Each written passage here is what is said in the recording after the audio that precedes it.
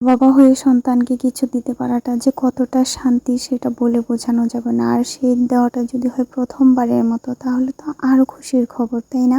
আসসালামু আলাইকুম এভরিওয়ান, সবাই কেমন আছেন? জানেন আমার মেয়েগুলো হওয়ার পরে না আমার আর ওর বাবার তেমন কোনো সামর্থ্য ছিল না। ও যেহেতু ওর বাবার একটা ছেলে, তো সেই দিক থেকে আমার শ্বশুরের সম্পত্তি বাড়িঘর কোনো দিক দিয়ে কোনো কিছুর অভাব নেই। আমার শ্বশুর 16 বছর যাবৎ বিদেশ করেছে, ওনার কোনো কিছুর অভাব নেই, যা কিছু করেছে আমাদের জন্য। কিন্তু বাবা মা হিসেবে আমাদেরও তো কিছু দায়িত্ব আছে, তাই না? আর আমাকে অনেকেই বলে থাকেন যে আপু আপনি কেন চাকরি করেন? আমি কেন চাকরি করে আজকে আপনাদের বলবো? আমার নিজের মা বাবা নেই, আমার কেউ নেই।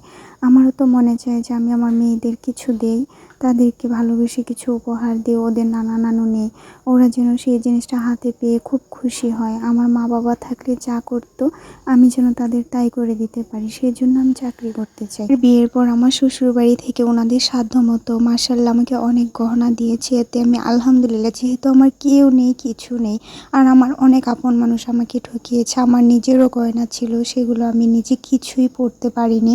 তো যাই হোক সেসব নাই বলে, আর আমার মেয়েরা হওয়ার পরেও ওর দাদা দাদু অনেক গহনা দিয়েছে, ওদের সব গহনাই এখন ছোট ছোট হয়ে গিয়েছে, যে কারণে ভেঙে আমি নুপুরগুলো আবার আরও রূপা ভরে আর কি তৈরি করে দিচ্ছে। আর এটা যে কতটা খুশির কীভাবে বলবো।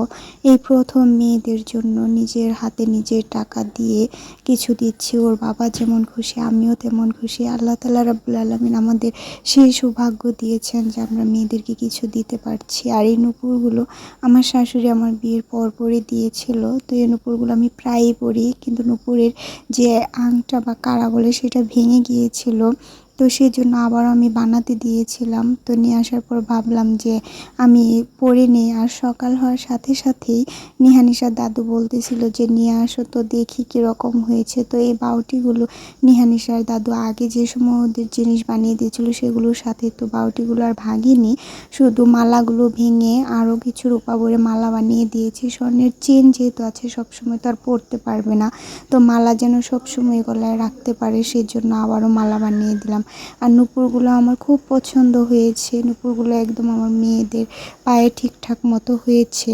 অনেকে হয়তো বলতে পারেন যে আপনার শ্বশুরের যা আছে তা দিয়েই তো আপনাদের জীবন চলে যাবে। আসলে চলে যাবে ঠিক আছে, কিন্তু আমাদের ভবিষ্যৎ, আমার মেয়েদের ভবিষ্যৎ, এটা তো অবশ্যই ভাবতে হবে। ওনারা না হয় আমাদের খাওয়াবে পড়াবে, এখন বড় হয়ে গিয়েছে, ওরা কোনো কিছু ওদের মন চাইলে আমাদের কাছেই চাইবে। আর আমরা যখন না এনে দিতে পারবো তখন আমাদের খুব কষ্ট লাগবে। আমার মায়েরও আমি খুব আদরের মেয়ে ছিলাম, তাই বলে কি আমার মা আমাকে ছেড়ে যায়নি, আমি আমার মাকে ছাড়া থাকছি না। কিন্তু আমি তো আমার মেয়েদেরকে ছেড়ে কোথাও যাচ্ছি না, আল্লাহ তাআলা না নিলে। আমি আমার মেয়েদের জন্য কিছু করতে চাই। আমার মা যেমন আমাকে নিয়ে অনেক স্বপ্ন দেখেছে, আমি সেই স্বপ্নগুলো আমার মেয়েদের উপর দিয়ে পূরণ করতে চাই। তো আশা করি সবাই জানতে পেরেছেন কেন আমি চাকরি করি।